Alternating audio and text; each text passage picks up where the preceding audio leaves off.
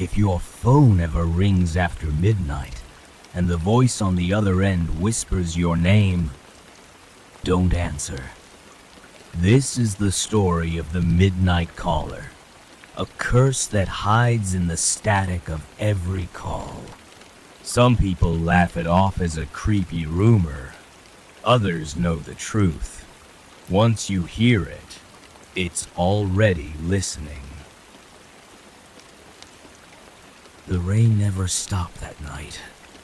The old apartment creaked with every gust of wind, as if it were listening. Inside, 3 friends gathered around a small table, half-empty cups of coffee steaming as thunder rattled the glass. Hiroshi tall, excitable, always pointing his handheld camera at everything. He wanted content for his YouTube channel. Paranormal experiments, real stories only. Kaito confident, cocky, with a sharp grin. He never believed in ghosts. For him, this was just a game to make the others squirm. Mina quiet, hesitant, her eyes darting toward the door whenever the wind howled. She liked scary stories, but only from a distance. On Hiroshi's laptop, a forum thread glowed in the dim light. Title: Don't Answer If He Calls. It was the legend of the Midnight Caller. The rules were simple. At exactly 1 a.m., dial your own number. If someone answers, don't listen too long. If the voice whispers your name, hang up immediately. Kaito snorted. Urban legend trash. Somebody made this up to scare kids. Mina frowned. Then why do all the stories end the same way? With someone missing? Hiroshi adjusted his camera. That's what makes it perfect. If it's fake, we'll prove it. If it's real. He grinned. Viral gold. The storm outside howled louder. The clock ticked toward midnight. At 1 sharp, Hiroshi pressed call. The phone rang once, twice, then a click. Static hissed, soft at first, then louder, filling the room. Hiroshi laughed nervously. See? Just bad reception. But then the static broke into a voice. His own voice. Why did you call me? Mina gasped. Kaito leaned closer, eyes wide for the first time that night. Hiroshi stammered into the phone. Who is this? How are you doing this? The voice answered, identical to his own, but strained, desperate. Don't let him in. Please, don't let him in. The line went dead. The apartment fell into silence. And then 3 slow, deliberate knocks rattled the window. They spun around, nothing but rain streaking the glass. But Mina swore she saw a handprint lingering in the fog, too long-fingered to be human. Kaito, refusing to be outdone, snatched the phone. It's a trick. Some app. I'll prove it. He dialed. The line picked up instantly.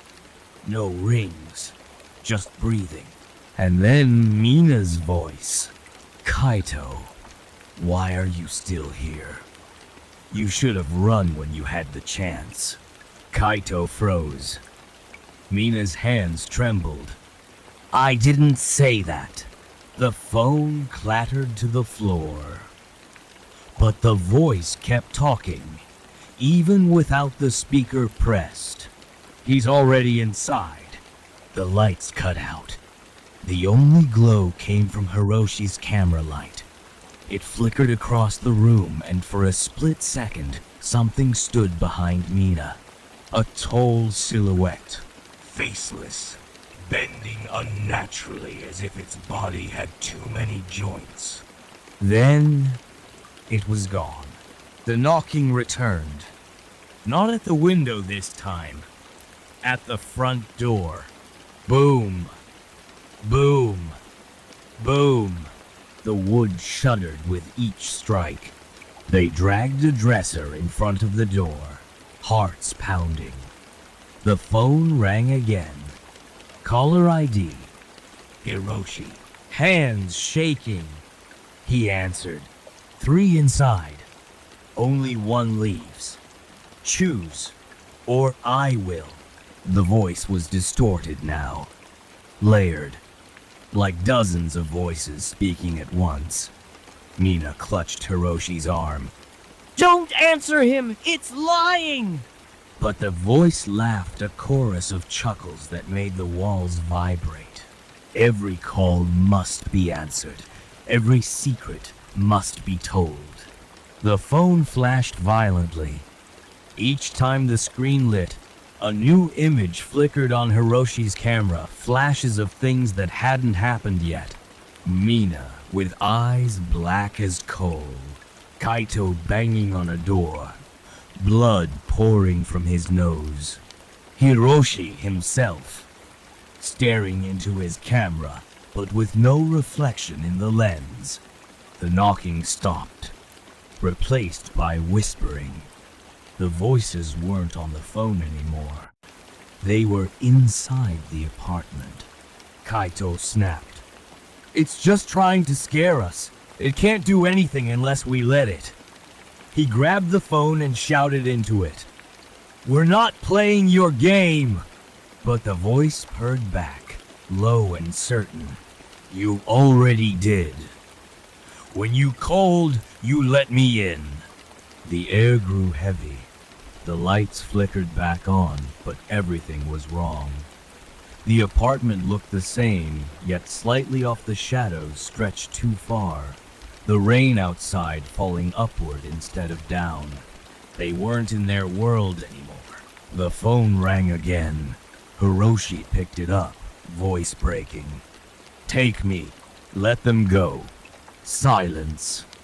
Then a single word. Accepted. Hiroshi's body dropped the phone, eyes glazed, standing motionless. Mina screamed, shaking him, but the camera in his hands revealed the truth. Through its lens, Hiroshi wasn't there at all. He had been claimed. Kaito and Mina staggered back toward the door. But when Kaito reached for the handle, his phone buzzed in his pocket. Caller ID. Kaito. His face went white. He answered and heard Mina's voice whispering. He didn't save you. He just delayed it. Only 1 leaves.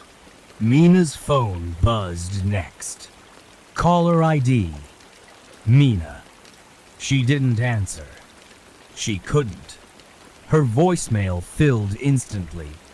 Notifications stacking until the phone overheated in her hands. The apartment began to crumble, walls bending inward, door frames stretching like mouths. And then, only static. The footage cuts abruptly, leaving only Hiroshi's abandoned camera, still running. Weeks later, Mina wakes in her bed. Everything normal. No storm, no knocking, no caller. Relieved, she checks her phone. 1 new voicemail. Timestamp. 1 a.m. Why did you call me?